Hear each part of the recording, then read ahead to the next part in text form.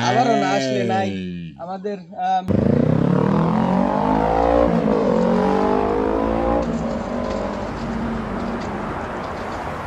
হইলো এই জায়গা ধরু মিয়া এটা কি দেন বারবার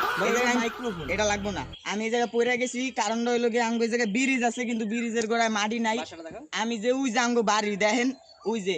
ওই যে বাড়ি যামু বাড়ি যাওয়ার লাগে একটা হাইওয়ে রাস্তা নেই এই মাটির রাস্তা দিয়ে যাইতে হয় কেদা মেদা পাড়ায় যাইতে হয় ধান ক্ষেতের মাঝখানে দিয়ে যাইতে হয় এই মাউয়ার পর একটা ব্রিজ দিছে কিন্তু একটা রাস্তা দেয় নাই ব্রিজের গোড়ায় একটু মাটি দেয় নাই এর থেকে আর বেশি খারাপ কি আছে বলেন ঠিক আছে দর্শক আমরা বুঝতে পারছি যে ওনার